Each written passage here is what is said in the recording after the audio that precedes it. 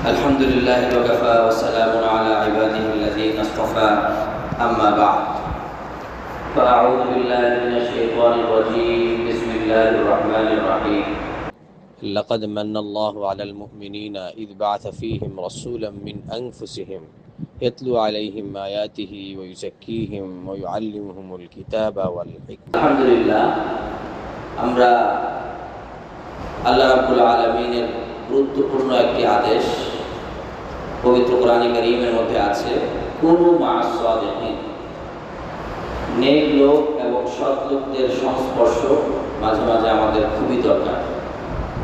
তো এর মধ্য থেকে একজন বিশেষ নেক মানুষ এই জামিয়ার কবির মুহাদ্দিস এবং নায়েবে মুহতামিম, তার সংস্পর্শে আমরা আসর থেকে মাগরিব পর্যন্ত একটি সুন্দর সময় কাটিয়েছি।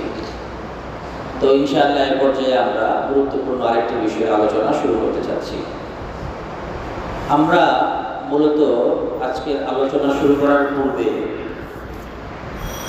মানুষের সৃষ্টিগত একটি বিষয়ের দিকে আপনাদেরকে ইঙ্গিত করব।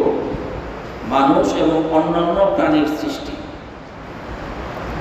মূলত মানুষ এবং অন্যান্য প্রাণীর শিক্ষা, প্রশিক্ষণ, এই বিষয়গুলোর মধ্যে একটু পার্থক্য দেখা যায় প্রকৃতিগতভাবে। এই জন্যই আল্লাহ রাব্বুল আলামিন মানুষ এবং অন্যান্য প্রাণীর শিক্ষার মধ্যে পার্থক্য রেখেছে। আমরা যদি লক্ষ্য করি তাহলে দেখব মানুষ ছাড়া অন্য সকল প্রাণীর শিক্ষা সাধারণত প্রকৃতিগতভাবে অটোমেশন সিস্টেমে খুব বেশি পরিমাণে হয়ে থাকে, আর মানুষ হচ্ছে তার বিপরীত। ছোট্ট ছোট্ট মাছের পোনা আছে না, এই মাছের পোনাগুলো যখন নদীর মধ্যে তার মা ডিম পারে, তখন ওইখানে কিন্তু ওই মাছের পোনা কিছুক্ষণ পরেই সাঁতার কাটা শুরু করে কিনা বলেন? কিন্তু মাছের জন্য যদি হয় সাঁতার কাটা একটা কাজ, তাহলে মানুষের জন্য হাঁটা চলা একটা কাজ। কিন্তু মানুষ কি সেই হাঁটা চলা প্রথম দিন করতে পারে না। আমরা ওই বিকালেও শুনতেছিলাম যে মানুষকে হাঁটা চলা তো দূরের কথা, এই পৃথিবীর আলো বাতাস এইটাকে গা সওয়া করার জন্য কয়েকদিন, দীর্ঘদিন, বছরখানেক মায়ের পেটে থাকতে হয়। তো এই হলো মানুষের অবস্থা। আমরা যদি আরো কিছু উদাহরণ দেখি, একটা গরু, ছাগল, এগুলো যখন ভূমিষ্ঠ হওয়ার পর কিছুক্ষণ সে পড়ে থাকে, নাড়াচাড়া তাকে করতে হয়, একটু পরেই দেখা যায় লাফাচ্ছে, একটু পরেই লাফিয়ে মায়ের দুধ খাওয়া শুরু করতেছে। কিন্তু একটা মানুষের বাচ্চা, সে যখন মায়ের দুধ খাবে, তো সে তো মায়ের দুধ যতদিন পর্যন্ত সে খাবে ততদিন পর্যন্ত সে নিজে মায়ের কাছে যেতেই পারে না। বিশেষ সবচেয়ে বেশি যখন প্রয়োজন, তখন মাকে প্রয়োজন হয় তাকে কাছে টানতে, ঠিক না? এইরকম মুরগির বাচ্চাকে দেখেন, মুরগির বাচ্চা ডিম থেকে বের হওয়ার কিছুক্ষণ পরেই খাবার খেতে থাকে, নিজে নিজেই ছোটাতে থাকে, মায়ের সাথে ঘুরতে থাকে মায়ের পাখার নিচে।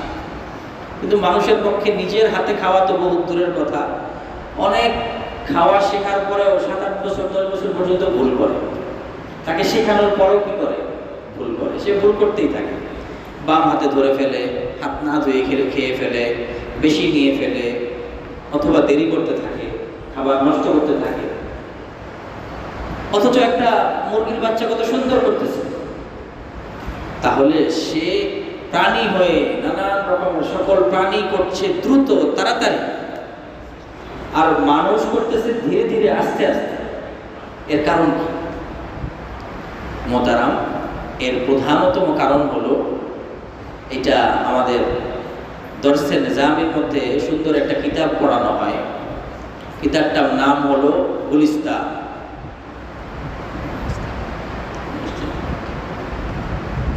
শুরু হয়ে গেছে, দেরি করলেন, বলেন নাই তো।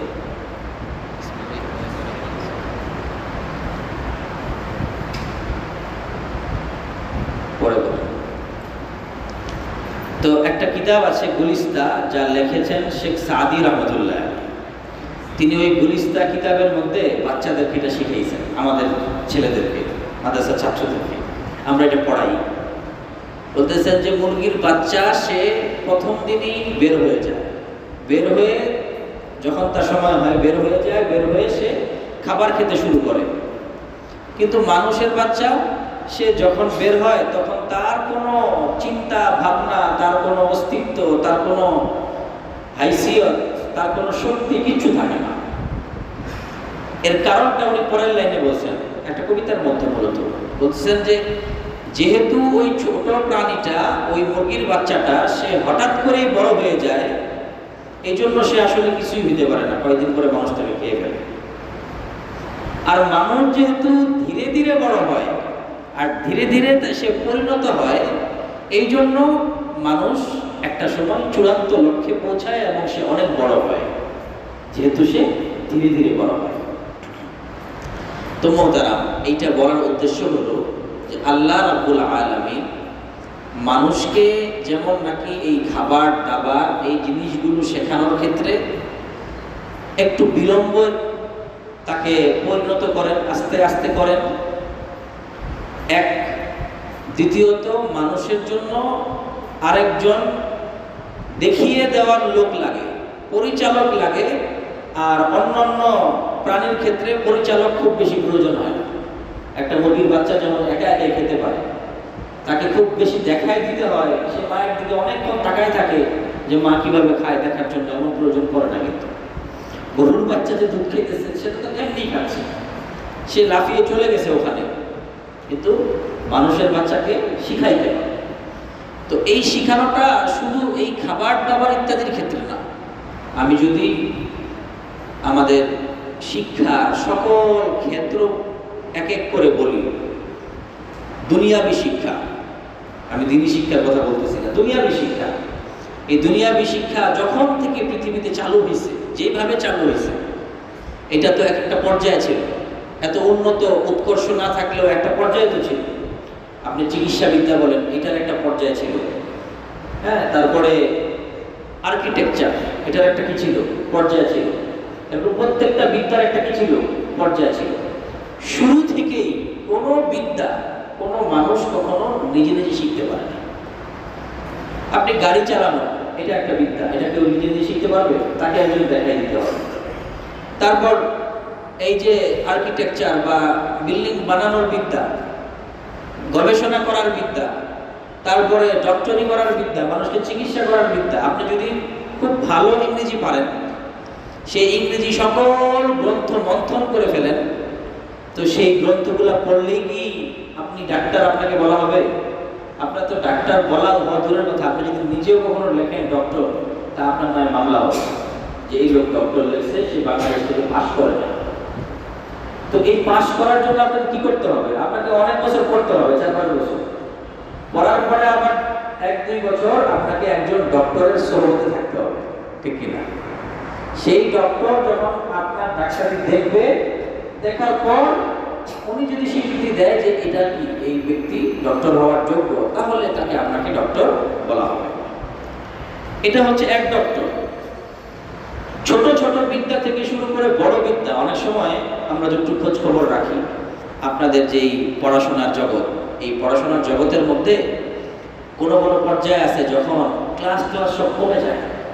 যেমন পিএইচডি, আপনি যদি কি করেন, একটা পিএইচডি করেন, একটা গবেষণা করেন, এটা অনার্স মাস্টার্সের পরে আপনি একটা কি করতেছেন, পিএইচডি করতেছেন। এই পিএইচডি করার সময় আপনার কিন্তু তেমন কোনো ক্লাস থাকে না, থাকে আপনি বিভিন্ন বই দেখবেন, কিতাব দেখবেন, ঘাটাঘাটি করবেন, তারপর লাইব্রেরিতে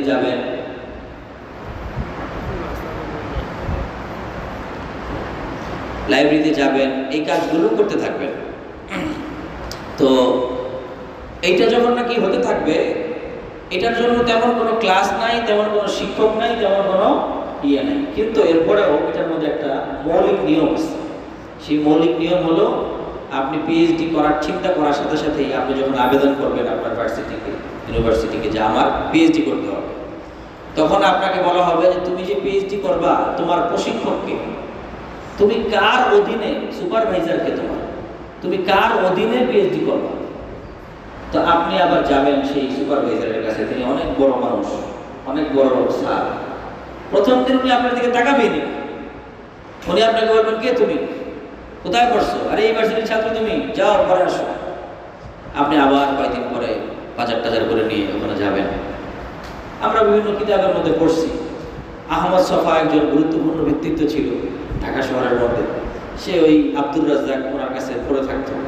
তো এই জায়গায় দেখছি আমরা যে পিএইচডি করার জন্য কত কাঠ খড় পড়াইতে হয়, কত কিছু করতে হয়। অনেক কিছু করার পর তিনি যখন রাজি হবেন যে হ্যাঁ ঠিক আছে, আমি রাজি হইলাম, আমি তোমার প্রশিক্ষক, তোমার ভুল টুল ধরা দেওয়ার দায়িত্ব আমার, এরপর আপনি গবেষণা শুরু করতে পারবেন। এর আগে আপনি গবেষণা করতেই পারবেন না, আর করলেও কোনো লাভ নাই, আপনি এটা সাবমিট করলে এটা নিবে না। তাহলে কি দেখা গেল যে কোনো ক্লাস নাই, কোনো ভার্সিটি নাই, কিচ্ছু নাই। আপনি একটা পিএইচডি থিসিস জমা দিবেন, সেইটার জন্য আপনাকে একজন ইনস্ট্রাক্টর, একজন সুপারভাইজার লাগতেছে। তার মানে আপনি একেবারে ছোট থেকে বড় যে কোনো বিষয় মানুষের ক্ষেত্রে দেখেন, সেটা তার দৈনন্দিন জীবনের চলাফেরা হোক, খাওয়া দাওয়া ইত্যাদি, বাচ্চাটাকে ধরে ধরে হাঁটাচলা করানো, তাকে খাওয়া শেখানো, তাকে সব কিছু শেখানো, জামাটা খোলা শেখানো, পড়া শেখানো, সব কিছু তাকে ধরে ধরে শিখিয়ে দেওয়া। ঠিক শিক্ষার দিক থেকে একদম শিশু প্লে নার্সারি থেকে শুরু করে সর্বোচ্চ পর্যায়ে পিএইচডি পর্যন্ত আপনাকে একজন কি রাখতে হয়, ইনস্ট্রাক্টর রাখতে হয়, একজন লোক রাখতে হয়। এছাড়া এটাকে গ্রহণযোগ্য করা হয় না, যুক্তিতেও এটা খাটে না। তো এই যখন মানুষের মানবিক অবস্থা, তার শিক্ষাগত অবস্থা, তখন আল্লাহ রাব্বুল আলামিন মানুষকে যে শিক্ষাটা দিবেন, সেই শিক্ষার জন্য কোন ধারা অবলম্বন করলেন, কি অবলম্বন করলেন? স্বাভাবিক, যেহেতু এই মানুষকে বানাইছেন আল্লাহ, সুতরাং মানুষ চলতেছে এইভাবেই যে সে কোনো প্রশিক্ষক ছাড়া চলতে পারে না। সেই জন্যই আল্লাহ রাব্বুল আলামিন এই ক্ষেত্রেও এসে প্রশিক্ষকের জন্য অবধারিত করে দিয়েছেন মানুষের হিদায়াতের জন্য। আপনারা ইতিপূর্বে এই আলোচনার একটা অংশ শুনছেন যে আল্লাহ রাব্বুল আলামিন কি করেন নাই, শুধু কিতাব পাঠায় আমাদেরকে কি করেন নাই, হিদায়াত করেন নাই, বরং সেই কিতাবের সাথে একজন কি পাঠাইছেন, রাসূল পাঠাইছেন, যেটাকে আমরা বলি রিজালুল্লাহ, কিতাবুল্লাহ, রিজালুল্লাহ। যেই রাজুল বা রিজাল, যারা রাজুল হচ্ছে এক বচন আর রিজাল মানে অনেক, তো এই সকল রাজুলরা এসে, সবাই এসে তারা মূলত কি করছে, তারা মূলত এই কিতাবটা মানুষকে কিভাবে শিখাইতে হয় সেটা সেভাবে শিখাইছে।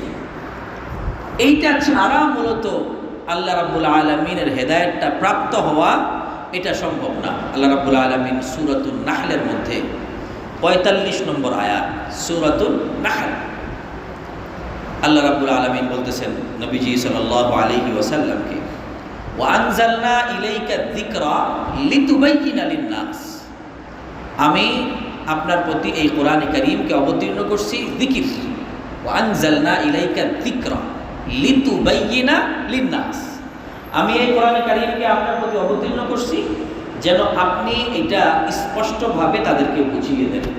দেখেন, কোরআনে কারীম নিজে কি স্পষ্ট না? আমরা কি বলি, কোরআনে কারীমকে স্পষ্ট বলবো না অস্পষ্ট বলবো? স্বাভাবিক, আল্লাহ রাব্বুল আলামিন বলছেন, স্পষ্ট কথাই বলছেন। কিন্তু ওই স্পষ্ট যেটা আল্লাহ রাব্বুল আলামিন বান্দাকে বলছেন, সেটা সরাসরি বান্দা সেই স্পষ্ট কথা বোঝার সক্ষমতা রাখে না। যদি সে বান্দা সেটা সক্ষমতা রাখতো, তাহলে আল্লাহ রাব্বুল আলামিন শুধু নবীজিকে ধরলাম, এত কথা বুঝি না, আমরা তো একবার আমি আপনাদেরকে বলেছিলাম কিনা যে আল্লাহ চাইলে পারতেন সবার ছাদের উপর কিতাবটা দিয়ে দিতে, ঠিক না? এই কিতাবটাকে ছাপিয়ে যেমন আমরা নুরুল জাহান দিয়ে দিয়েছি আপনাদের সবাইকে, তো আল্লাহ রাব্বুল আলামিন চাইলে পারতেন না যে সবার ডোর টু ডোর একটা করে কিতাব ফেরেশতারা পৌঁছায় দিবে, আর আল্লাহ বলে দিলেন যেটা মানো তোমরা। অথবা আল্লাহ রাব্বুল আলামিন চাইলে পারতেন এই কিতাবটা প্রত্যেকের ছাদে দিয়ে দিতে, অথবা প্রত্যেকের ঘরে দিয়ে দিতে। আরও সহজ সুরত ছিল, সেটা হলো আমাদের ব্রেন, এটা তো আল্লাহ রাব্বুল আলামিনের অধীনে, ঠিক না, তার মাথা হাতে। সুতরাং আল্লাহ রাব্বুল আলামিন চাইলে আমাদের ব্রেনে এই জিনিসগুলো ঢুকাই দিতে পারতেন। কি করতে পারতেন? ঢুকাই দিতে পারতেন। কিন্তু আল্লাহ রাব্বুল আলামিন সেটা করেন নাই। আল্লাহ রাব্বুল আলামিন সেটা কি করেন নাই? করেন নাই। সেই বিষয়টা আল্লাহ রাব্বুল আলামিন ঢুকাই দেন নাই, কারণ একটা কম্পিউটার থেকে একটা কম্পিউটারে, পেন ড্রাইভে কত ফাইল আমরা কি করে ফেলি, ট্রান্সফার করে ফেলি কিনা বলেন? করে ফেলি। তো আল্লাহ রাব্বুল আলামিন চাইলে আমাদের সবার জেহেনের মধ্যে দিয়ে দিতে পারতেন না? তো রাসূলকে যেভাবে দিয়েছেন, যেমন রাসূল সাল্লাল্লাহু আলাইহি সাল্লামকে কিন্তু ওহী আসার কয়েকটা মাধ্যম ছিল। একটা মাধ্যম ছিল রাসূল করিম সাল্লাল্লাহু আলাইহি ওয়াসাল্লামের দিলের মধ্যে ইলহাম হইত, অন্তরের মধ্যে আল্লাহ রাব্বুল আলামিন ঢেলে দিতেন। আর একটা হচ্ছে আল্লাহ রাব্বুল আলামিন কোনো ফেরেশতার মাধ্যমে ওহী পাঠাতেন। আর একটা হলো আল্লাহ রাব্বুল আলামিন পর্দার অন্তরাল থেকে, যেটা মেরাজের মধ্যে হয়েছে, একটু দূরত্বে এটা কথা বলেছেন। এরকম অনেকগুলো সুরত ছিল ওহী আসার। তো এই ওহী আসার ব্যবস্থা যদি আমাদের সাথে হতো তাহলে কি এটা নিষেধ করতো কেউ? আমাদের সবাইকে আল্লাহ রাব্বুল আলামিন চাইলে পারতেন এই কিতাবটা দিয়ে দিতে আর হেদায়েতের উপর চলার জন্য বলে দিতে, কিন্তু আল্লাহ এটা করেন নাই। কি করছেন? মানুষকে অবধারিতভাবে প্রত্যেক জামানার মধ্যে পাঠাইছেন। তো আল্লাহ রাব্বুল আলামিন সূরা নাহলের এই আয়াতের মধ্যে বলতেছেন যে আমি আপনার প্রতি কোরআনে কারীমকে এই জন্য অবতীর্ণ করেছি যেন আপনি এই কিতাবটা কি করেন, এই কিতাবটা সবাইকে বুঝায় দেন, যেখানে যেটা বোঝানোর দরকার সেটা বুঝায় দেন। এই যে আল্লাহ রাব্বুল আলামিন কিতাবের সাথে রাজুলকে নির্দিষ্ট করলেন, প্রায় প্রতিটি বাতিল ফেরকা বা অনেকগুলো বাতিল ফেরকাই এই কিতাবুল্লাহর সাথে এই রিজালুল্লাহর যে অবধারিত হওয়ার ব্যাপারটা এটা তারা মানে না। এই জন্যই মূলত বিভ্রান্তির শিকার হয়েছে। আমরা আজকে যদি সময় হয় তাহলে যদি হিজবুত তাওহীদ সম্পর্কে আলোচনা করি তাহলে আপনারা দেখতে পাবেন যে হিজবুত তাওহীদের মধ্যে এই সমস্যাটাই হয়েছে। এর আগে আমরা আহলে কোরআনের আলোচনা করছি। ওই আহলে কোরআন তারা যে সমস্যার মধ্যে পড়ে তারাও মূলত এই সমস্যার মধ্যেই পড়ছে, যে তারা কিতাবের পাশাপাশি রিজালুল্লাহর যে প্রয়োজনীয়তা এটা যে আল্লাহ রাব্বুল আলামিন অবধারিত করে দিয়েছেন এটা তারা বুঝতে পারতেছে না। এই জন্য মূলত সমস্যার মধ্যে তারা পড়ে গেছে। দেখেন আরেকটা আয়াত বলতেছি আপনাদের সামনে, সূরাতুল ফুরকানের 32 নম্বর আয়াত। ওই সূরাতুল ফুরকানের 32 নম্বর আয়াতের মধ্যে কাফেররা নবীজি সাল্লাল্লাহু আলাইহি ওয়াসাল্লামের কাছে একটা আবদার করছে। সে আবদারটা কি? যে এই মুহাম্মদ তুমি একদিন এক আয়াত বলো, আরেক দিন আরেক আয়াত বলো, অনেক দিন পরে আর বলো না, অনেক দিন পরে আবার বলো, এরকম ভাবে মাঝে মাঝে বলো, এটা তো আমাদেরকে একটা পেরেশান করে দেয়। তুমি কি বলতে চাও পুরো কিতাবটা একসাথে আনো। তুমি কি বলতে চাও? এই আবদারটা কে করতেছে? কাফেররা করতেছে। ওয়াকাল আল্লাযীনা কাফারু, কাফেররা বলতেছে লাউলা নুজিলা হাদিহিল কুরআনু জুমলাতাও ওয়াহিদা, এই কোরআনটা কেন একবারে অবতীর্ণ হচ্ছে না? এই কোরআনটা কি হওয়া দরকার ছিল? একবারে অবতীর্ণ হওয়ার দরকার ছিল। একবারে কেন অবতীর্ণ হচ্ছে না? একত্রে অবতীর্ণ হওয়া দরকার। এটা আল্লাহ রাব্বুল আলামিন বলতেছেন যে না, একত্রে অবতীর্ণ করতেছি না, বরং ধীরে ধীরে অবতীর্ণ করতেছি। এই জন্য লিনুসাব্বিতা বিহি ফুআদাকা, যেন আমি যেটা অবতীর্ণ করতেছি এটা যেন সাবিত হয়। সাবিত শব্দের অর্থ কি? সাবিত শব্দের অর্থ হচ্ছে যেটা যেভাবে যথাস্থানে প্রয়োগ করার সেটা দৃঢ়মূলভাবে প্রয়োগ হওয়া। অর্থাৎ একটা মানুষকে, একটা বাচ্চাকে যদি আপনি জলদি হাঁটা শেখাতে চেষ্টা করেন, সে শিখতে পারবে? নাকি তাকে আপনি হাঁটি হাঁটি পা করে শেখাতে হবে? অল্প অল্প করে করতে হবে। আপনি তাকে খাওয়া শেখাচ্ছেন, আপনি যদি খুব দ্রুত অনেক বেশি খাইয়ে দেন, খেয়ে শিখে ফেলবে? তা তো না, তাকে একটা দুইটা ভাত দিতে হবে মুখে। তো আল্লাহ রাব্বুল আলামিন তারতিলটা করতেছেন কেন? লিনুসাব্বিতা বিহি ফুআদাকা, যেন এটা আমাদের অন্তরের মধ্যে বদ্ধমূল হয়ে যায়, নবীজির অন্তরে বদ্ধমূল হয়ে যায় এবং তিনি প্রয়োজনীয় ব্যাখ্যা দিতে পারেন। এরপরে বলতেছেন ওয়ারাত্তালনাহু তারতিলা, আর আমি এই জন্যই ধীরে ধীরে ধারাবাহিকভাবে এটা নাজিল করেছি। তো আমরা এই পয়েন্ট থেকে কি বুঝতে পারলাম? আমরা মূলত এখান থেকে বুঝতে পারলাম যে আল্লাহ রাব্বুল আলামিন মানুষকে মানবিকভাবে সৃষ্টি করেছেন অল্প অল্প করে আগানো। এক।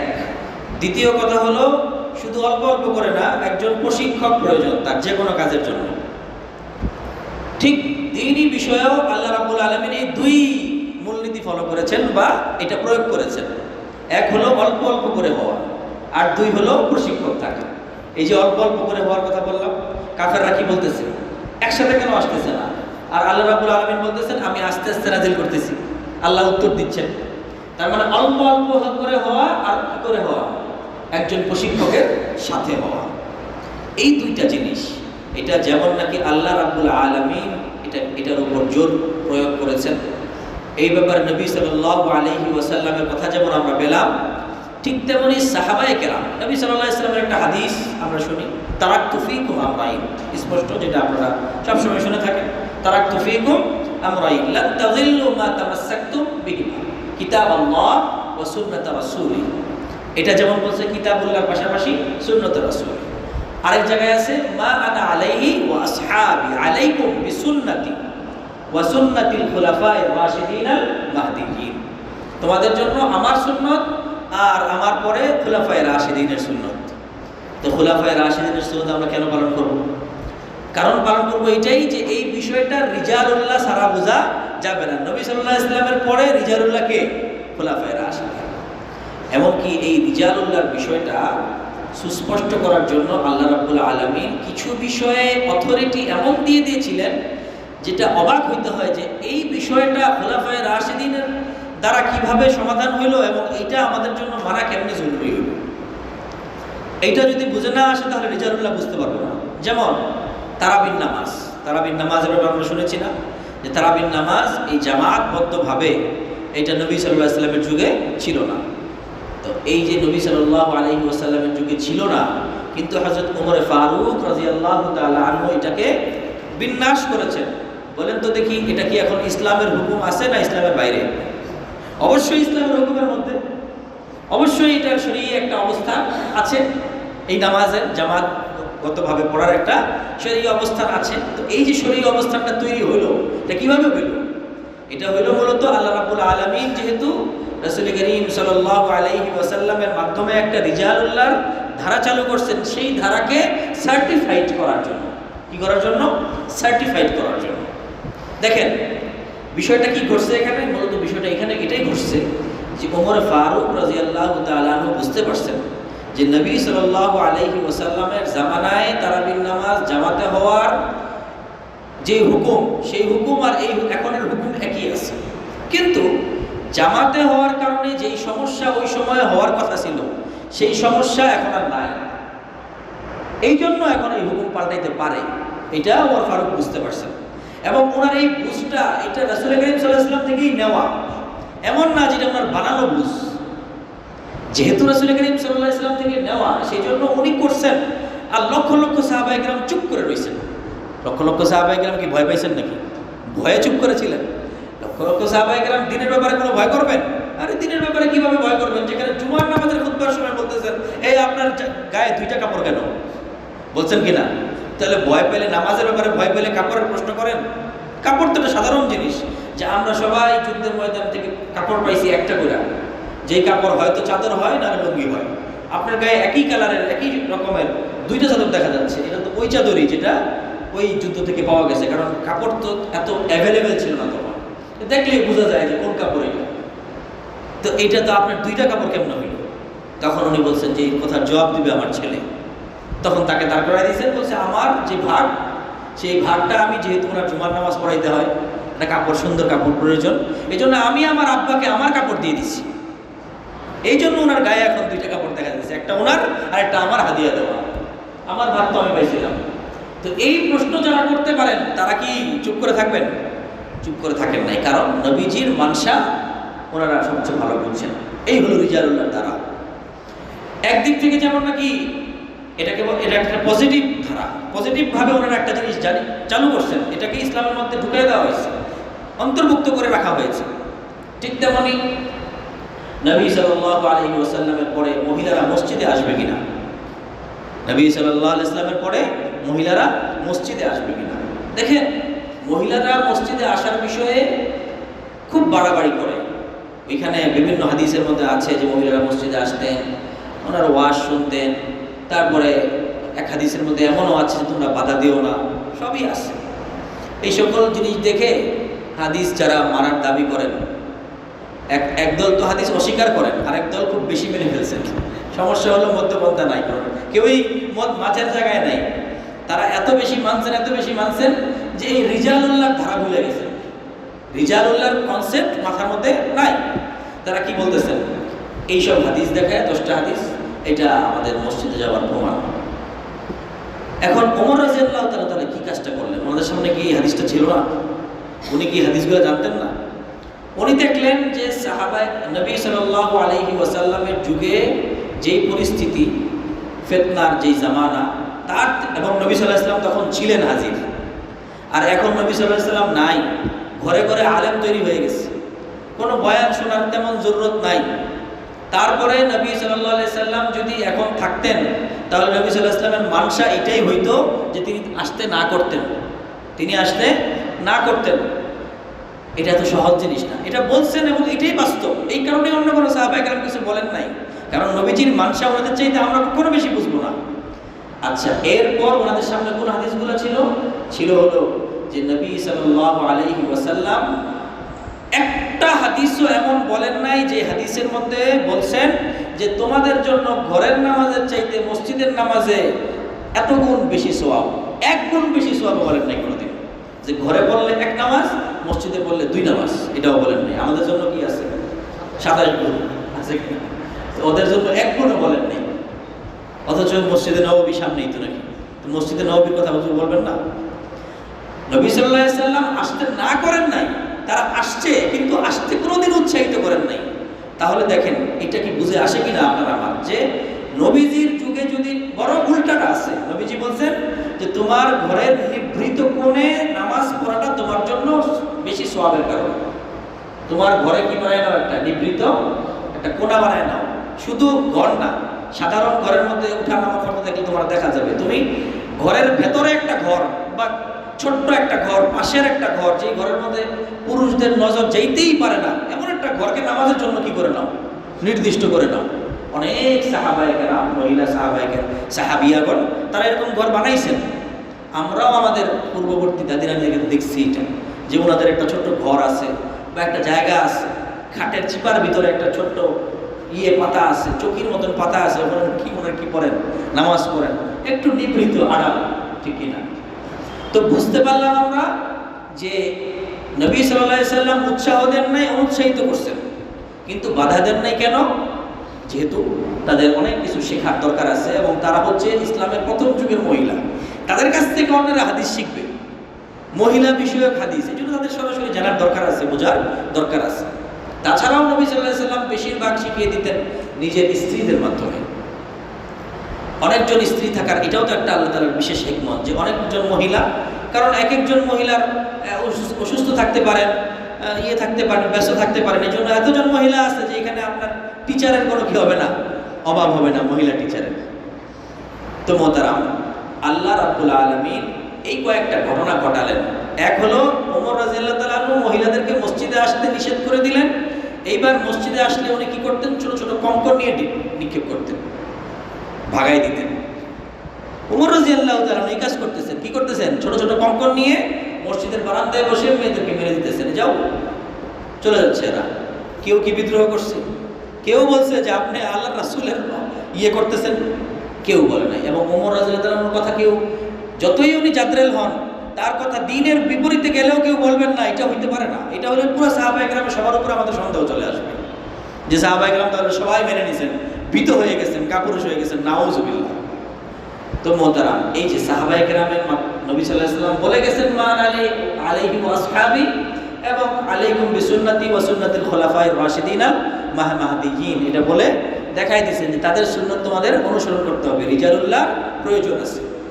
এরপর পরবর্তীতে যত আইম্মায়ে কেরাম, সাহাবায়ে কেরাম, আমাদের সালাফ, তাবেঈন, তাবেঈন, তারা এই ইলমকে কি করছেন? সংরক্ষণ করছেন। এই প্রত্যেকেই ইলম সংরক্ষণ করার ক্ষেত্রে প্রশিক্ষক এই বিষয়টাকে সবার আগে প্রায়োরিটি দিয়েছেন। প্রশিক্ষক ছাড়া কেউ শিখে ফেলছেন, এটা হইতে পারে না। আপনারা যারা সাহাবায়ে কেরামের বিভিন্ন ঘটনা জানেন, অনেক সময় আপনারা হিকায়াতে সাহাবার মধ্যেও পড়েন, এই ঘটনাগুলো আমরা বলি যে এই ঘটনাগুলো মূলত এই ইলম অর্জনের, ফাজাইলে ইলমের মধ্যে আপনি যদি ঘটনা খোঁজেন দেখবেন যে এক সাহাবী, তিনি অনেক দূরের সফরে গেছেন, গিয়ে যেই সাহাবীর কাছ থেকে হাদিস শিখবেন সেই সাহাবীর দরজায় শুয়ে আছেন। সেই সাহাবীকে টকটক করে টোকা দিচ্ছেন না, ঘুম ভাঙাচ্ছেন না, উনি তার কাছ থেকে এটা কি শিখতে চান? হাদিস শিখতে চান। উনি শুয়ে আছেন দরজার বাইরে। দরজার বাইরে।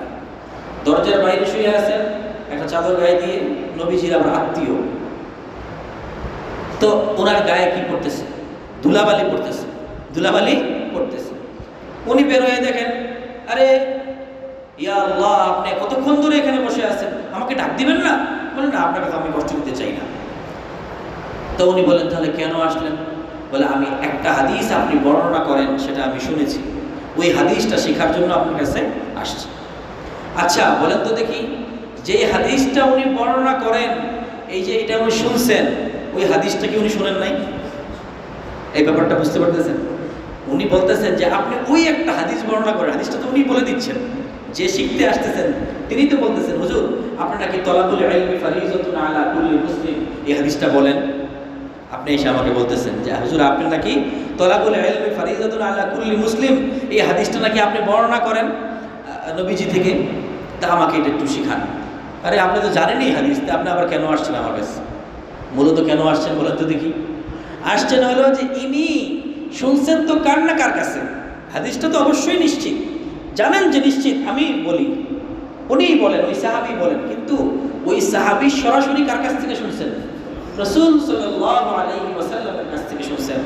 আর রাসূল সাল্লাল্লাহু আলাইহি ওয়াসাল্লামের কাছ থেকে উনি শোনার পরে উনি চাচ্ছেন সরাসরি তার কাছ থেকে শুনতে। তার মানে এই যে সিলসিলা, সনদ, প্রশিক্ষক, ট্রেনার, এটার যেই ধারা, রিজালুল্লাহর যে ধারা, এটাকে মজবুত করতে চাচ্ছেন উনি। একটা হাদিস শিখার জন্য এই মেহনত করতেছেন। এইটা প্রতি যুগে যুগে এটা দেখা গেছে। মুসলিম শরীফ একটা হাদিসের কিতাব, সহিহ মুসলিম, এই কিতাবের মুকদ্দমার মধ্যে আছে, ইন্নামা হাযাল ইলম দীনুন, ইন্নামা হাযাল ইলম দীনুন ফানজুরু আম্মান তাখুযুনা দীনাকুম। নিশ্চয়ই ইলম অর্থাৎ ইলমে দ্বীন, এই ইলমে দ্বীনটা হলো দ্বীন। মানে কি? ইলমে দ্বীন তো দ্বীনই, মানে বুঝাইতেছে হলো যে এই ইলমে দ্বীনটা হচ্ছে তোমার দ্বীনের ভিত্তি। তোমার দ্বীন মানে কি? ইন্না হাযাল ইলমা দীনুন, এই ইলমে দ্বীন, দ্বীনের এই ইলমটা হলো দ্বীন। দ্বীনের এই ইলমটা, দ্বীন মানে হলো দ্বীনের এই ইলমটা তোমার দ্বীনের ভিত্তি হবে, গুরুত্বপূর্ণ জিনিস হবে, সাধারণ জিনিস না এটা। ফানজুরু, সুতরাং তোমরা দেখো, আম্মান তাখুযুনা দীনাকুম, কার কাছ থেকে দ্বীন শিখতেছো দেখে নাও। আগে যাচাই করে নাও তোমার প্রশিক্ষক, তার সিলসিলা ঠিক আছে কিনা, তার চেইন ঠিক আছে কিনা, তিনি কার কাছ থেকে শিখছেন এটা আগে দেখে নাও। হঠাৎ করে দেখলা যে একজন মানুষের নাম খুব শোনা যাইতেছে, হ্যাঁ, স্ক্রল করলেই খালি তার নাম, স্ক্রল করলেই খালি তার নাম, ফেসবুকের মধ্যে, ইউটিউবের মধ্যে জয় জয়কার, ওনার নাম ছাড়া আর কোনো নাম নাই, ওনার নামই শুধু দেখা যাইতেছে। তো এই ওনার নাম দেখা যাইতেছে, তার মানে ইউটিউব কে বানাইছে বলেন তো দেখি? ইউটিউবটা কে বানাইছে? আমার জানা নাই। ফেসবুকের তো চিনি, মার্ক জাকারবার্গ। ইউটিউব কে বানাইছে? 4 জন মিলে। তো এই 4 জন কি আমাদের ইলম সার্টিফাইড করার মানুষ? তার মানে ইউটিউব সে তার ক্যাটাগরিতে যাকে যে সুবিধা মনে করে, যেটা ভালো মনে করে, ওইটাকে সে কি করে? ছড়ায় দেয়, তাই তো? তার তো একটা ক্রাইটেরিয়া আছে নাকি? তার তো একটা নীতিমালা আছে। এই নীতিমালা ইসলামের সাথে সম্পূর্ণ একেবারে মূলানুগ, এরকম কিছুই না।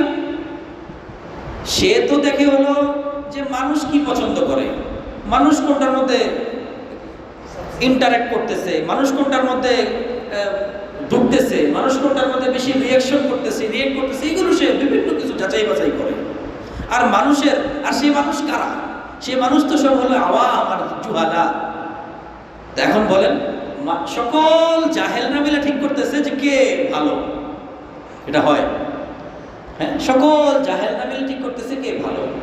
এখন একজন মানুষ ইউটিউবের মধ্যে কথা বলতেছে, তো আমাদের উস্তাদরা ছোটবেলায় বলতেন, এটা তো এখন বুঝতেছি ইউটিউব দেখে, উস্তাদরা ছোটবেলায় বলতেন যে তোমরা যদি পরিচিত হইতে চাও তাহলে বেশি কষ্ট করতে হবে না, তোমরা পরিচিত হইলে তোমাদের জন্য 3 রাস্তার মোড় অথবা আল্লাহ করিমের মোড়ই যথেষ্ট।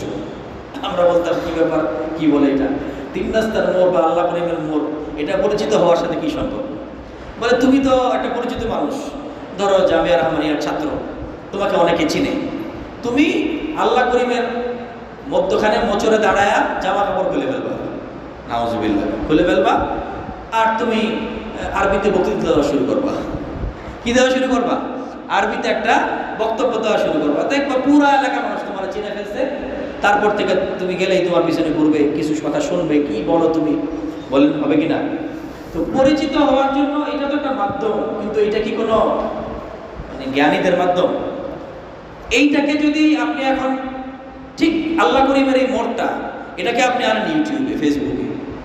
এই ইউটিউব আর ফেসবুকটা হলো আল্লাহ করিমের মোড় আর তিন রাস্তার মোড়।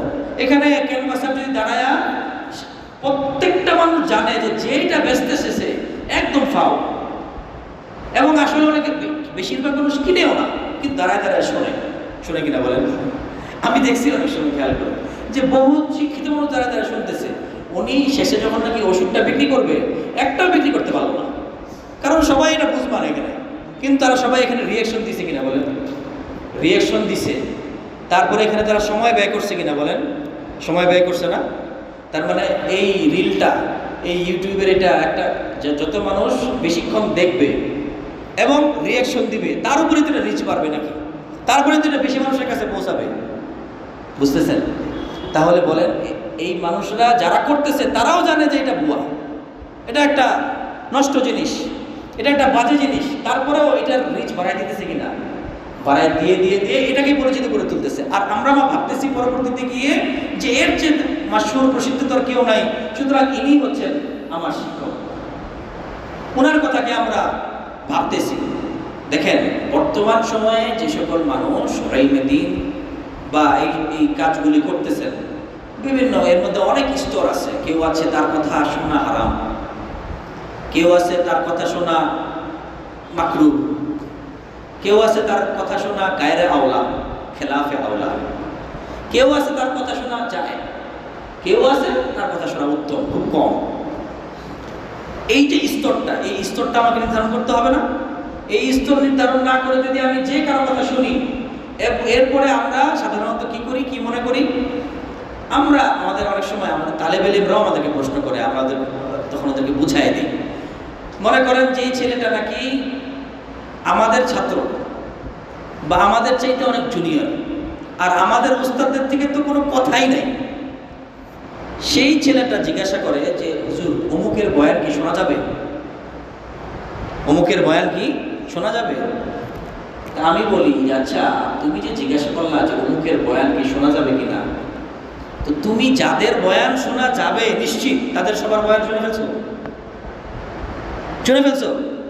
আমি বললাম তুমি তো জামিয়া রহমানিয়ায় পড়ো, মুফতি মাওলানা মনসুরুল হক সাহেব হাফিজাহুল্লাহ তাআলা ওয়া রাআহ, আমাদের সারতাজ উস্তাদ, বাংলাদেশের প্রেক্ষাপটে আমার জানা মতে এমন কোনো বিষয় নাই ইসলাহি, ইনকিলাবি, সামাজিক, বৈপ্লবিক, গণতান্ত্রিক, খেলাফত, রাষ্ট্র ব্যবস্থা, সমাজ ব্যবস্থা, ইসলাহি, তাজকিয়া, এমন কোনো বিষয় নাই যে হুজুর কথা বলেন নাই আমার জানা মতে।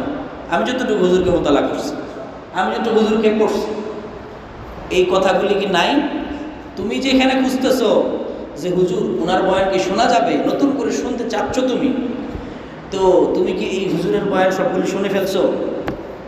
এটা একটা ধোঁকা, এটা একটা কি, আমি বলবো না যে কার বয়ান শোনা যাবে আর কার বয়ান শোনা যাবে না, আমি আজকে কোনোটাই বলবো না, কিন্তু যার বয়ান শোনা যাবে নিশ্চিত তার বয়ান কি আমি সব শুনে ফেলছি কিনা আপনি বলেন? ওইটা না শুনে এটা শোনা যাবে, এটা শোনা যাবে, ওইটা করা যাবে, ওইটা করা যাবে, অমুক সম্পর্কে আপনার কি মতামত, তমুক সম্পর্কে আপনার কি মতামত, এইগুলো শুধু কাগজ দিতে থাকে ছাত্ররা। বুঝতে পারছেন? শুধু শুধু না, মানে ইলম হাসিলের তো উদ্দেশ্য না, উদ্দেশ্য একবার কিছুক্ষণ এই নৌকায়, কিছুক্ষণ ওই নৌকায়, এইভাবে ইলম হাসিল হবে না। ইন্না হাযাল ইলমা দীনুন ফানজুরু আম্মান তাখুযুনা দীনাকুম। আব্দুল্লাহ ইবনে মুবারক রাহিমাহুল্লাহ নাম শুনছেন না? আব্দুল্লাহ ইবনে মুবারক রাহিমাহুল্লাহ প্রখ্যাত মুহাদ্দিস, বড় মুজাহিদ, একদিক থেকে মুহাদ্দিস আর একদিক থেকে কি মুজাহিদ। আব্দুল্লাহ ইবনে মুবারক রাহিমাহুল্লাহ তিনি বলছেন আল ইসনাদু মিনাদ দ্বীন। ওই একই কথা তিনি আবার বলছেন তার ভাষায় যে ইসনাদ অর্থাৎ কে কার কাছ থেকে শিখেছে।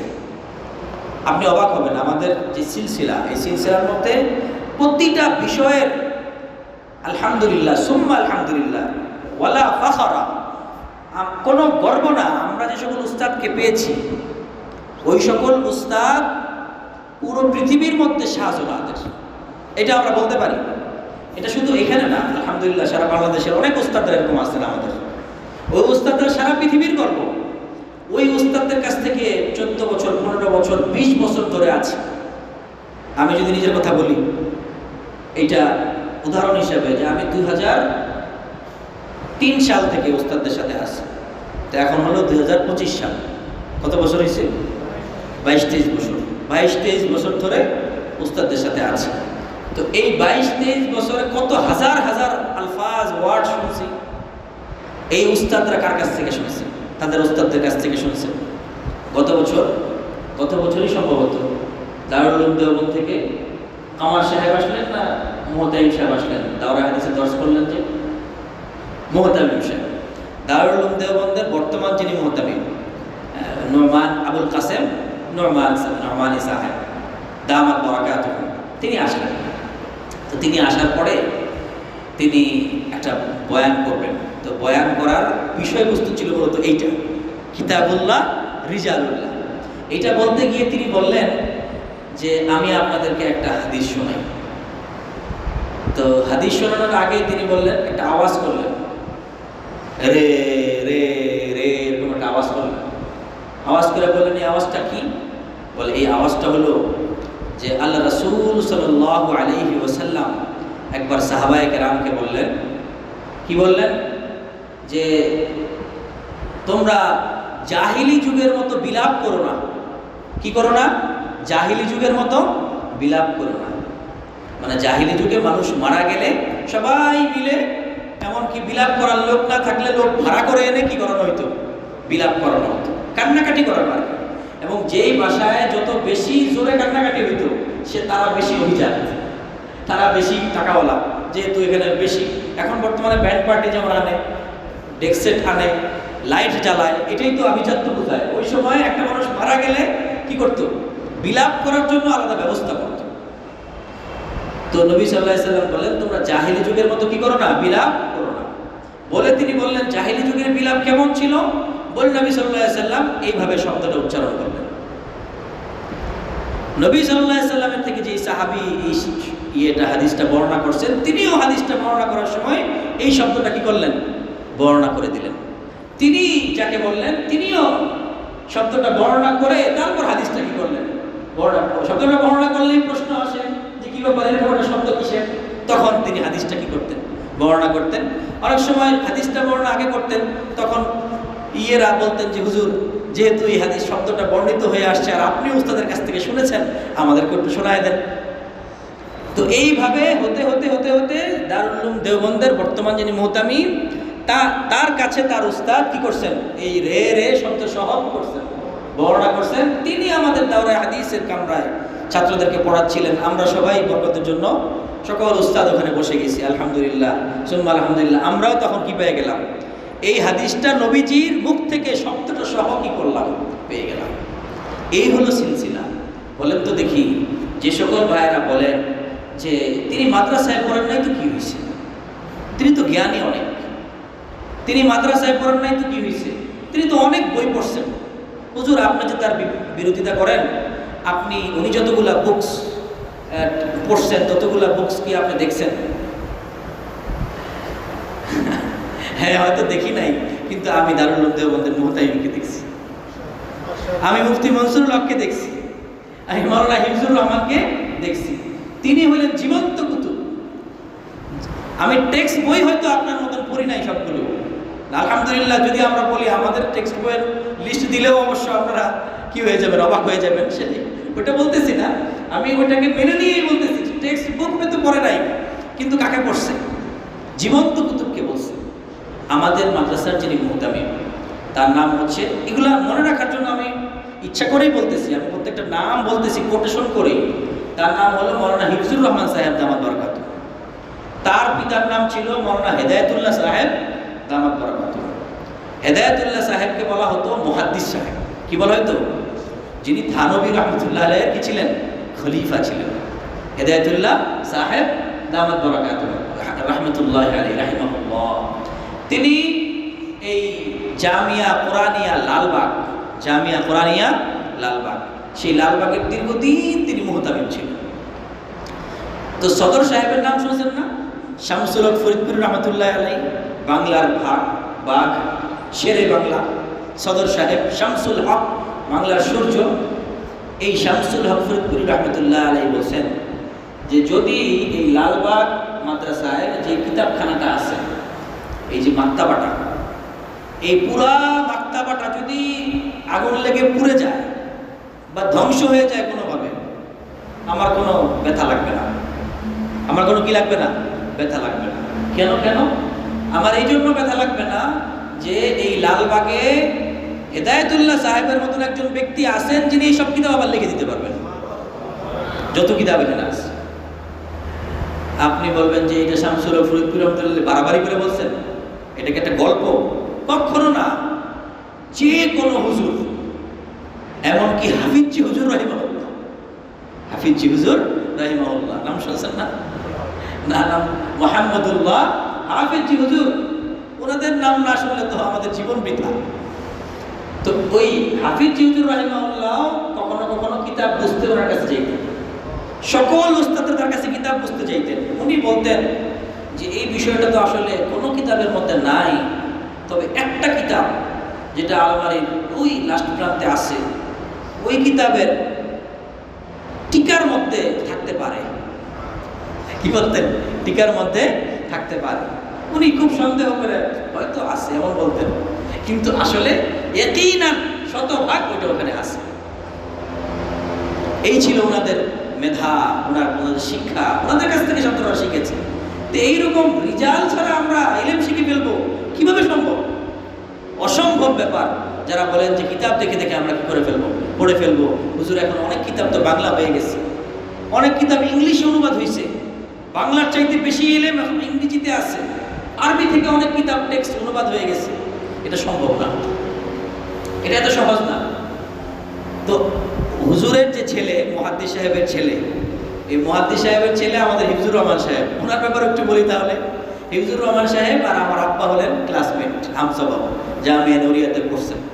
তো আমি এই জামিয়া রহমানিয়াতে আসার আগেই আমার আব্বার কাছ থেকে গল্প শুনছি যে রহমানিয়ায় একজন, তখন ছোট ছিলাম, হেফজখানায় এসে ভর্তি হয়েছি, রহমানিয়ায় একজন কম্পিউটার হুজুর আছে। মানে বাচ্চাকাল থেকে যখন কম্পিউটার মাত্র আবিষ্কার হয়েছে, বাংলাদেশে কম্পিউটার আসে নাই, তখন আমাদের এই হুজুরকে আমার আব্বারা, ওনারা তো ক্লাসমেট, তো তখন থেকে ওনারা দুষ্টামি করে, বা দুষ্টামি এবং পাশাপাশি প্রশংসা দুইটা মিলায় করে না ক্লাসমেটরা, এই জন্য ওনার নাম দিয়েছিল কি কম্পিউটার হুজুর। তো আমাদের এই হুজুরের জেহেন কেমন, ওনাদের ইলম সংরক্ষণের পদ্ধতিটা কেমন। ওনারা তো একজন রিজালের অন্তর্ভুক্ত।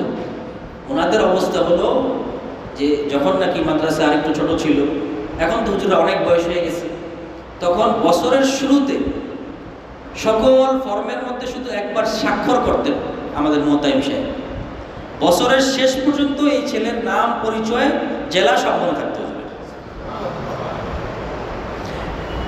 এমন একটা ঘটনা আছে আমাদের সময়কার ছাত্র জামানায়, এক ছাত্র আসছে হুজুরের কাছে ফরম নিয়ে, হুজুর আপনি একটু আমার ফরমের মধ্যে স্বাক্ষর করে দেন।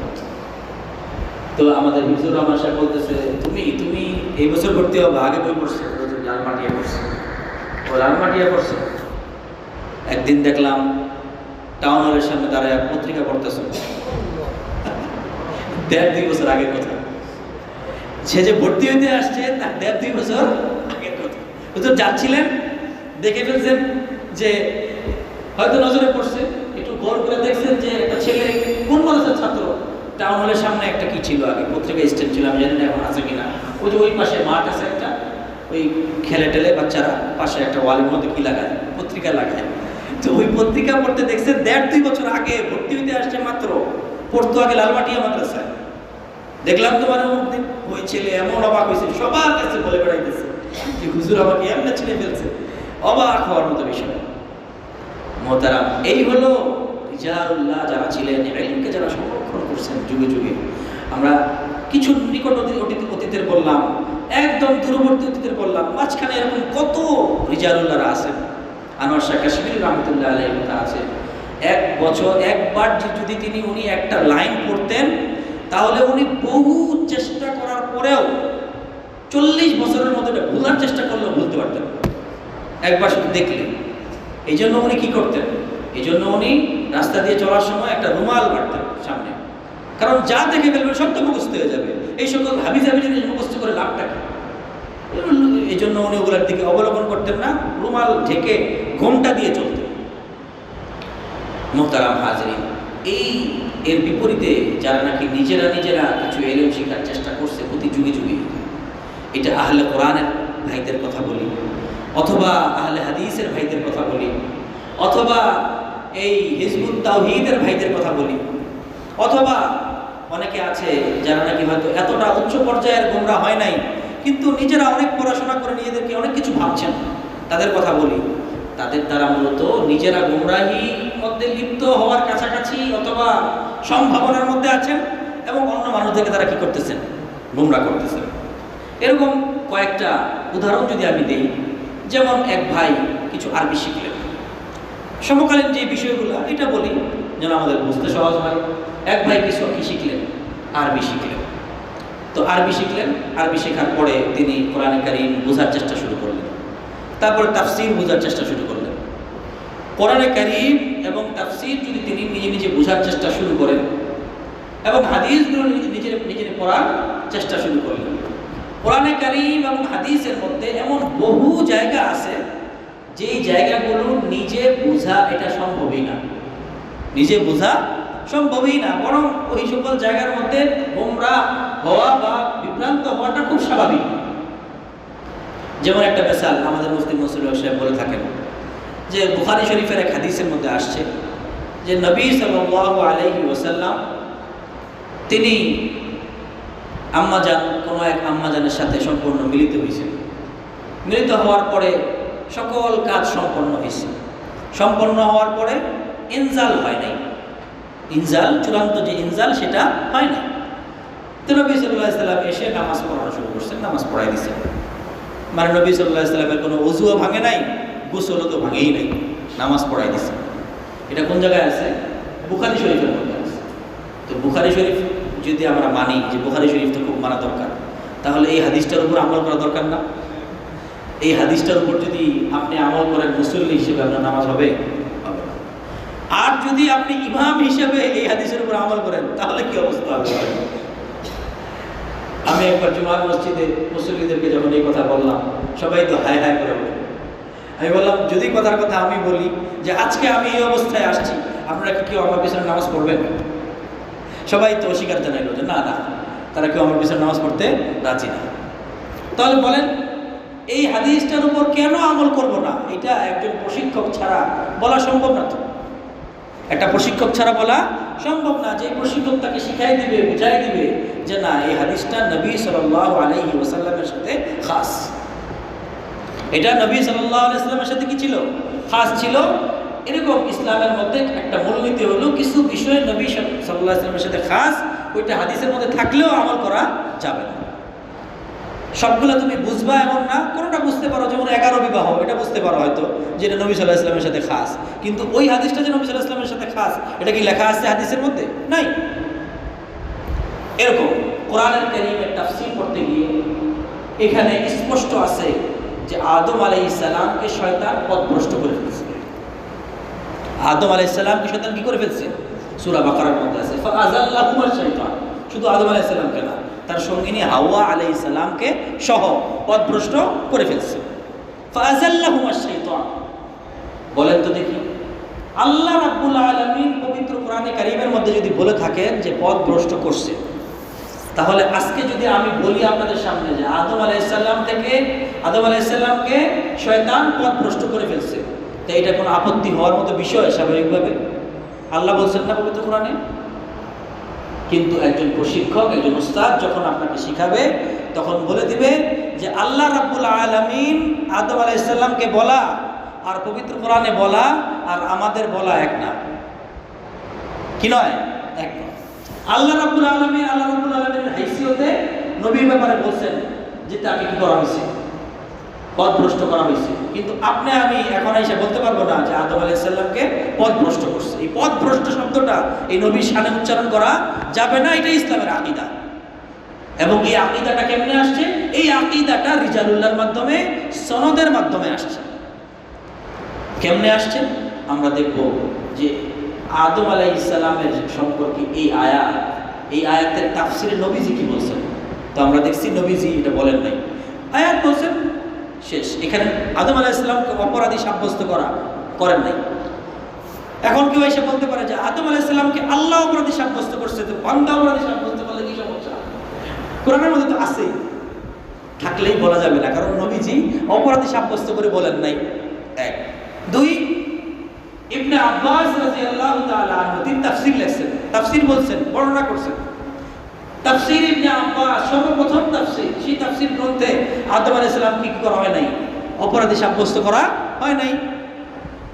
এরপর যত মুফাসসিরিনে কিরাম আজকের দিন পর্যন্ত তাফসীর করছেন, কোন আহলে হক মুফাসসিরিনে কিরাম তাকে কি করেন নাই? অপরাধী সাব্যস্ত করেন নাই। তাহলে এক হইল কোরআনে কারীম, এটা হেদায়েত কিতাব, আর এই কোরআনে কারীমের এই আয়াতের ব্যাখ্যাটা আমাকে এই তাওয়াতুর, এই শব্দটার নাম কি? তাওয়াতুর। এটাকে কি বলে? তাওয়াতুর, মুতাওয়াতির, সিলসিলা, সনদ। তাহলে এটার ব্যাখ্যাটা সনদের মাধ্যমে হয়ে আসছে কিনা? এখন আপনি, আমি বা যে কেউ যদি নিজে নিজে কোরআনে কারীমের টেক্সটটা পড়ি, তাহলে আমি ওই তাওয়াতুরের সাথে যেই শব্দটা আসছে, সেই সব ব্যাখ্যাটা আসছে, সেই ব্যাখ্যাটা আমি শুনলাম না, মানলাম না, তা আমি গোমরাহ হব না? আমি গোমরাহ হব না? গোমরাহ হওয়ার চান্স শতভাগ। এরকম অনেক নবীর ব্যাপারেই কোরআনে কারীমের মধ্যে কি বলা হয়েছে? ওনাদের অপরাধের বর্ণনা দেওয়া হয়েছে। পবিত্র কোরআনে কারীমের মধ্যে নবীদের অপরাধের বর্ণনা দেওয়া আর আমাদের সেটা বলা এক কথা না। এটা তো আপনাকে আমাকে বুঝতে হবে। এটা না বুঝে যদি আমি যুক্তি খাটাই যে পবিত্র কোরআনে কারীমে আছে, তা আমি বললে সমস্যা কি? এটা হবে না। এই ব্যাপারে মূলনীতি হলো নবীদের যে সকল অপরাধ, সেই অপরাধে অপরাধী সাব্যস্ত করে বর্ণনা করা জায়েজ নাই, তবে সেখান থেকে প্রাপ্ত শিক্ষা বলা জায়েজ আছে। কি শিক্ষা? আদম আলাইহিস সালাম কিরকম ভাবে তওবা করলেন, আদম আলাইহিস সালাম কেমন ভাবে তওবা করলেন, যেই তওবা আল্লাহ কবুল করে নিলেন, সেই তওবা আমাদেরকে অর্জন করতে হবে, এটা শিখতে পারবেন আপনি। কিন্তু আদম আলাইহিস সালাম কি কাজটা করলেন সেটাকে আপনি সমালোচনার দৃষ্টিতে কি করবেন? বর্ণনা করবেন, আবার বললেন, আবার এই ব্যাখ্যা দিবেন যৌক্তিকভাবে যে যেহেতু তিনি মানুষ ছিলেন, এই জন্য মানুষ হিসাবে ভুল হয়ে যাওয়াটাই স্বাভাবিক। এইটা ব্যাখ্যা আপনাকে দিতে বলছে কেউ? এই ব্যাখ্যা দিয়েছেন জনাব মিস্টার মওদুদী। ব্যাখ্যা দিয়ে বলতেছেন যেহেতু তিনি মানুষ, সুতরাং মানুষ হিসাবে ভুল হয়ে যাওয়াটা কি স্বাভাবিক? না, মানুষ হিসাবে ভুল হয়ে যাওয়া স্বাভাবিক, এই কথার ব্যাখ্যা আপনার কাছে যাওয়া দরকার নাই। তো আপনি আগে দেখেন না হযরত, এই পুরা 1400 বছরের ইতিহাসের কোন কিতাবের মধ্যে এইভাবে লেখছে কিনা? এইভাবে না লেখলে আপনি কেন লেখলেন এটা? উনি তো দেখবেন না। কেন দেখবেন না? আমরা যেমন একটা মজলিসকে আজকে ইচ্ছা করেই রিজালুল্লাহকে বোঝানোর জন্য শতভাগ চেষ্টা করতেছি, আরেকটা বিষয় থাকা সত্ত্বেও লম্বাভাবে চেষ্টা করতেছি রিজালুল্লাহ আমাদের বুঝতেই হবে, আর উনি চেষ্টা করছেন যে শতভাগ চেষ্টা রিজালুল্লাহ বাদ দিতেই হবে। ঘোষণা দিয়ে কি বলছেন? তাফসীর করার জন্য তিনি ঘোষণা দিচ্ছেন, আর বলতেছেন যে এই তাফসীর করার জন্য আমি তাফসীরের যে পুরাতন ভান্ডার আছে, ওই সকল পুরাতন ভান্ডারের মোকাপেক্ষি হই নাই। এটা কি পুরাতন ভান্ডার নাকি এটা হচ্ছে সিলসিলা? এটা হলো সনদ, এটা হলো রিজালুল্লাহ, এটা হলো আম্মান তাখুযুনা দীনাকুম। ঠিক কিনা বলেন? এইটাকে পুরাতন ভান্ডার বললে এটা হবে? হলো না। এরপর আবার কি বলছেন? আরো কথা আছে। উনি বলতেছেন যে আমি একটা আয়াত পড়ছি, আয়াত পড়ার পরে এই বিষয়ে আমার জেহেনে যা আসছে, যা আমার বুঝে আসছে, তা আমি লিখে দিয়েছি। স্পষ্ট বলছেন তিনি, আমাদের কথা না, এটা কোনো আরোপিত কথা না। বিষয়টাকে অর্থাৎ রিজালুল্লাহর গুরুত্ব, আমি যেমন রিজালুল্লাহর গুরুত্ব বললাম, উনি রিজালুল্লাহর গুরুত্বহীনতা বোঝানোর জন্য কি শব্দ ব্যবহার করছেন শুনেন।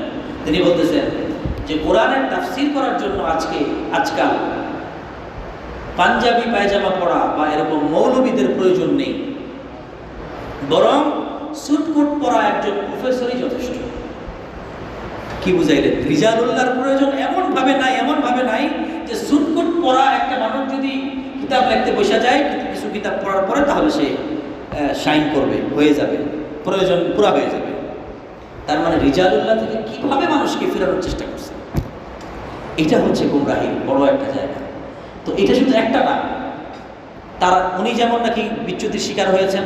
এবার আসি বর্তমান জামানার যে প্রচলিত ফিতনা, দাওয়াত ও তাবলীগের মধ্যে যে বিভাজন, যেই কারণে, সেই বিভাজনের মূল কারণ হচ্ছে এটা যে কিতাবুল্লাহর পাশাপাশি রিজালুল্লাহকে উনি গুরুত্বপূর্ণ মনে করতেছেন না।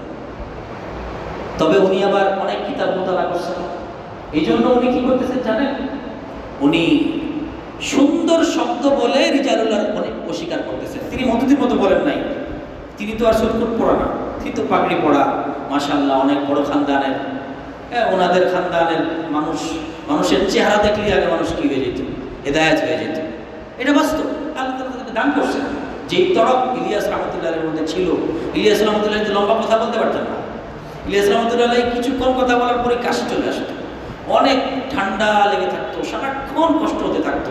বেশিরভাগ সময় মিম্বরের পাশে বসে থাকতেন, কেউ একজন বয়ান করতো, আলী মিয়া নদভী বয়ান করতেছে, মনজুর নুমানি বয়ান করতেছেন, ওলামায়ে কেরাম বয়ান করতেছেন, উনি বসা মুসাফা করতেছেন, খালি বলতেছেন যে অমুক জায়গায় যাও, তমুক জায়গায় যাও। তরফটাই মূল, বয়ান করে যে একেবারে মাত করে ফেলছেন। বর্তমান হযরতজির মতো 3 ঘন্টা 4 ঘন্টা বয়ান করতে পারতেন? কখনো না।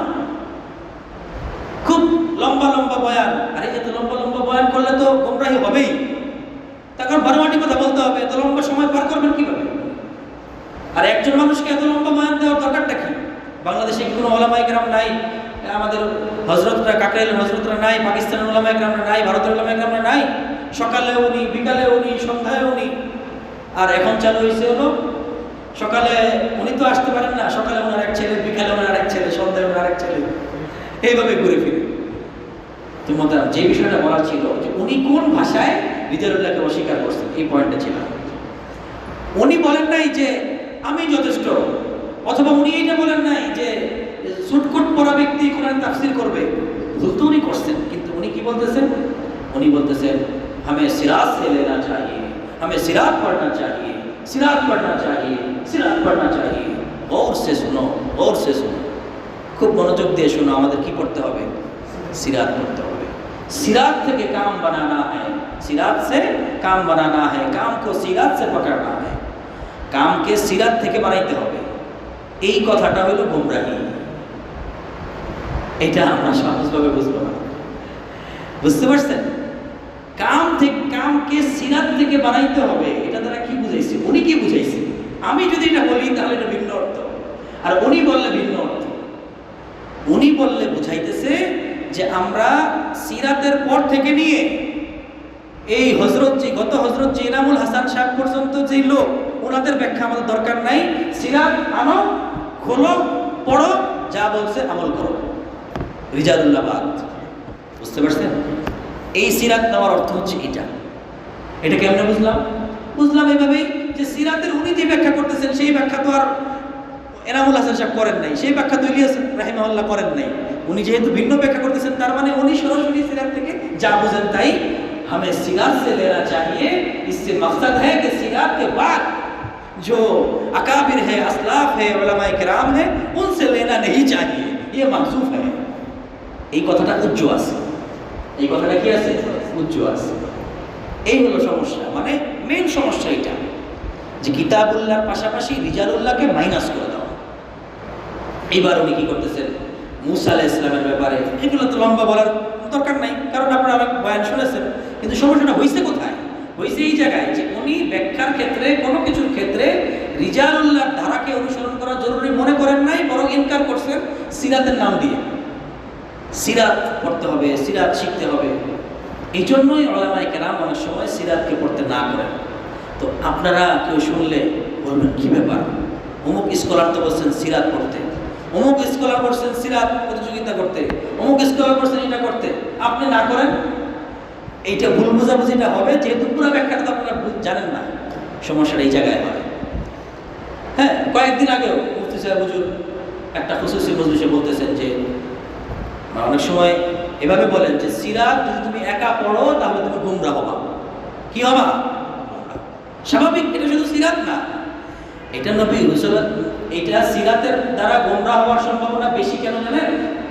বেশি এই জন্য যে সিরাতটাকে তো আপনি ওই মেয়ে রেখে চিন্তা করবেন। আপনি চিন্তা করবেন যে সিরাত এটা তো কোরআনে কারিমের পরের একটা অবস্থা। সুতরাং এইখান থেকে যা আমি বুঝছি আপনি বুঝছেন, এইটা যে ভুল হইতে পারে এটা আপনি মাথায় রাখবেন না, আপনি মনে করবেন সিরাতে আছে। তো আপনি কিতাবুল্লাহর পরে বাদা কিতাবিল্লাহ আহসানুল কিতাব মনে করবেন, এটাকে কিতাবুল্লাহর পরে সর্বোচ্চ কিতাব কোনটাকে মনে করবেন? সিরাতকে মনে করবেন। লা শাক্কা ফি হাদা, কোনো সন্দেহ নাই। কিন্তু সেখান থেকে আপনি নিবেন, উস্তাদ ছাড়া নিলে হবে না, সমস্যা ওই জায়গায় হবে। অন্য সকল হাদিসের কিতাবে যে সমস্যা হবে তার থেকে বেশি সমস্যা হইতে পারে সিরাতে, কারণ সিরাত এটা নবীজির জীবনী। কিন্তু নবীজির জীবনের এটার মধ্যে কি, এটা কি রাজে নাকি মারজুহ? আরেকদিন আলোচনা করবো হাদিস শাস্ত্রের কিছু বিষয়ে। এটা কি রাজে নাকি মারজুহ, নাসিখ নাকি মানসুখ? এটা কি রহিত না রহিতকারী? এটাকে কি অগ্রগণ্য তারজিহ দেওয়া হয়েছে কিনা, অগ্রগণ্য করা হয়েছে নাকি এটাকে অগ্রগণ্যর বাইরে রাখা হয়েছে?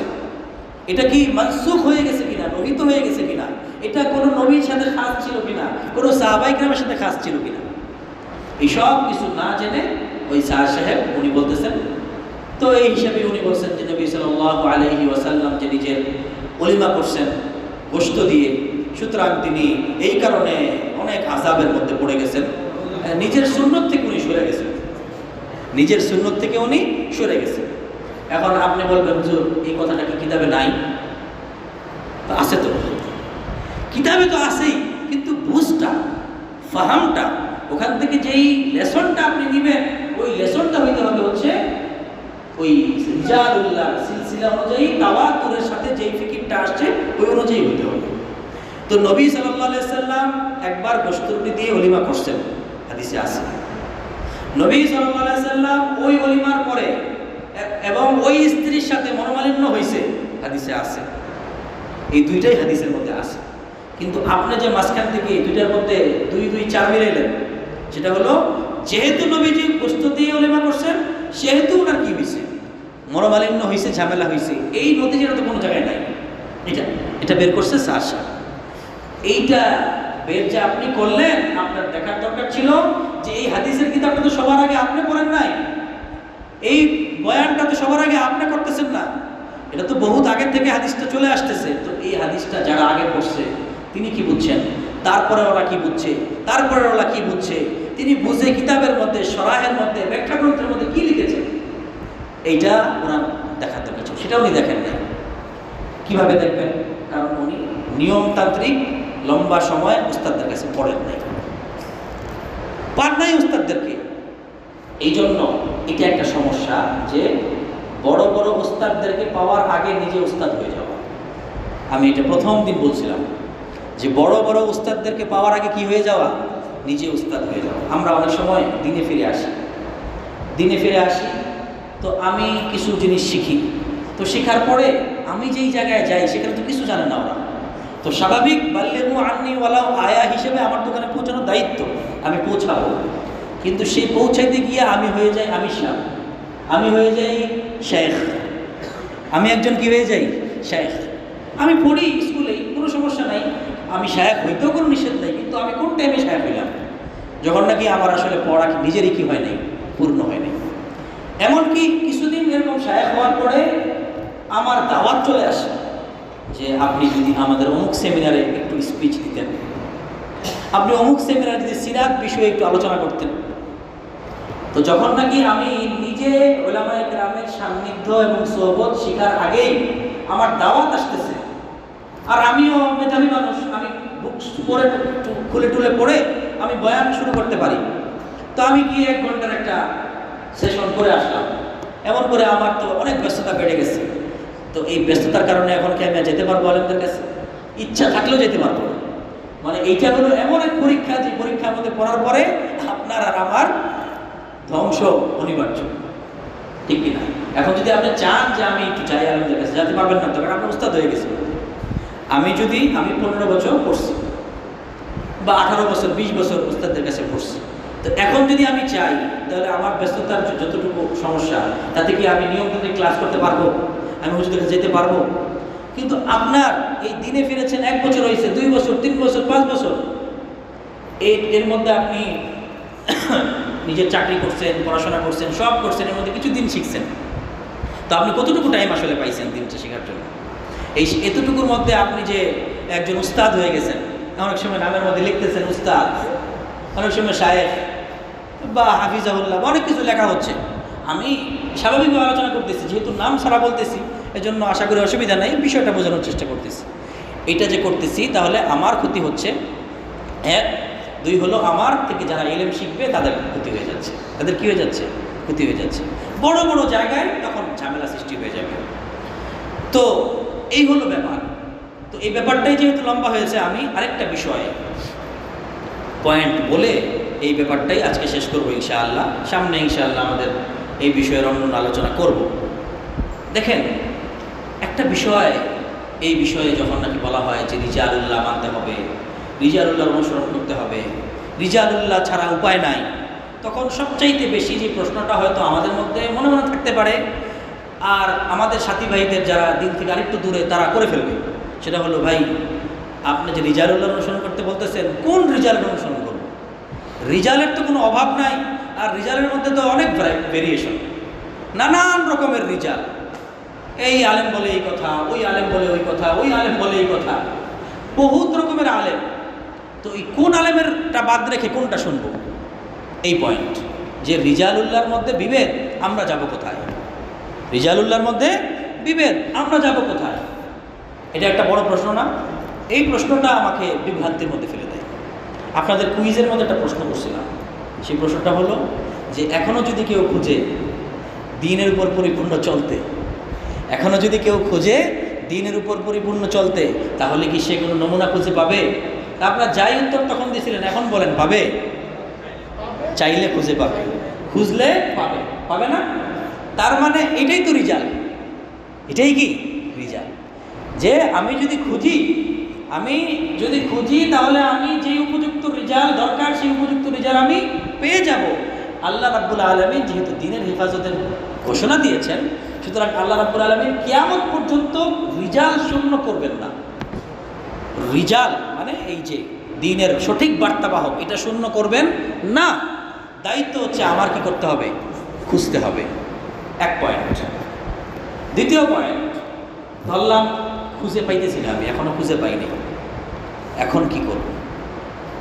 শোনেন, যখন নাকি খুঁজে না পান একটা বিষয়, তখন আমরা এটা দেখব যে আমরা যে বিভেদগুলোর কথা বলতেছি, এটা শরীয়তের কত পার্সেন্ট বিষয়ের মধ্যে বিভেদ।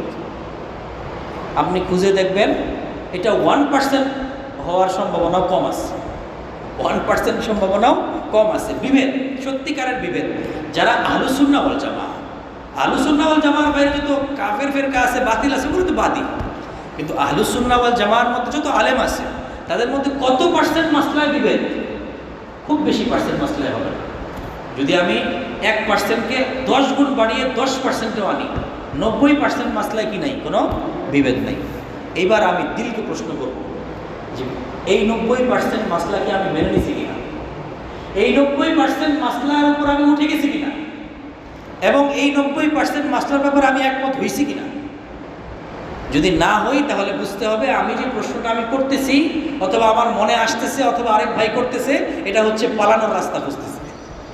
কারণ 90% মাসলা তো একমত আছে, এটাও না মেনে আপনি 10% এত পেরেশান কেন?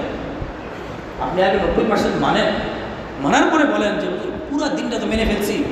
এখন জুমার নামাজে ইমাম সাহেব যখন নাকি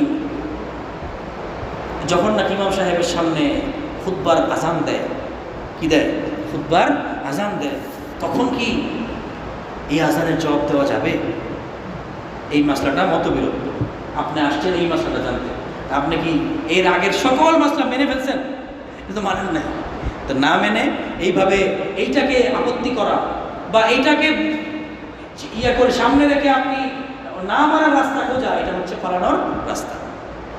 এই হচ্ছে দ্বিতীয় কথা। তৃতীয় কথা হলো যে যতই মতবিরোধ থাকুক, আহলুস সুন্নাহ ওয়াল জামাআর উলামায়ে কেরামকে চিনা এবং খোঁজা খুব সহজ। আহলুস সুন্নাহ ওয়াল জামাআর, এটা আপনার যুক্তিতেও খাটবে, শরীয়তের মধ্যে এটা বলা আছে। সেটা কি? তিনি সুন্নতের অনুসরণ করেন, বিদআতের মধ্যে লিপ্ত না। তাকে দেখলে আল্লাহর কথা মনে হয়, তার কথা শুনলে দুনিয়ার থেকে দ্বীনের প্রতি বেশি আগ্রহ সৃষ্টি হয়, তার মধ্যে ইখলাস আছে, আল্লাহর ভয় আছে, তিনি নিজের পরিবারকে দিনের উপর রাখছেন, তিনি দিনের উপর চলেন। এমন না যে তিনি এখানে খুব বয়ান করেন, লেকচার দেন আর 3/4 প্যান্ট পরে ফুটবল খেলেন। এই 3/4 প্যান্ট কয়দিন পরে কোন কোয়ার্টার হবে বলেন? 2 কোয়ার্টারে তো কয়দিন লাগবে? তো এই একজন আলেম বলবে জায়েজ আছে সতর তো ঢাকা, তো এই সতর ঢাকার পোশাক এইটা তাহলে এটার পরেই লেকচারটা দিতেন, ঠিক কি না? তাকওয়া, এটা কি তাকওয়া পরিচয়? সমুদ্রে যাওয়া নিষেধ না, কিন্তু সমুদ্রে যাওয়া, 3/4 প্যান্ট পরা, তারপরে ফুটবল খেলা তো নিষেধ না অবশ্যই, কিন্তু ছবি তোলা, সেই ছবি ইচ্ছা করে নিজে প্রকাশ করা, নানান রকমের পরিচয় করা, এগুলো কি তাকওয়ার পরিচয়? পরিচয় না। সুতরাং এই ধরনের অনেক আপনি সিম্বল পাবেন যার মাধ্যমে আপনি আমি কি করতে পারবো? মুত্তাকি, পরহেজগার, উলামায়ে কেরাম খুঁজে নিতে পারবো। সর্বশেষ কথা হলো যে আমরা দ্বীনি দুনিয়াবি সকল বিষয়ে যতই মতবিরোধ থাকুক সর্বোচ্চ ভালোটা খুঁজে নিতে চেষ্টা করি এবং পারি।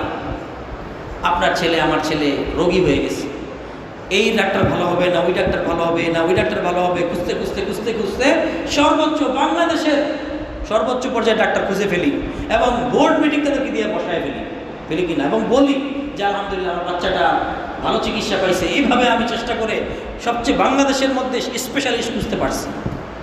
তো দুনিয়াবি বিষয়ে যদি আপনার তো জানা নাই, আপনি কি ডাক্তার, আপনি কিভাবে খুঁজছেন স্পেশালিস্ট?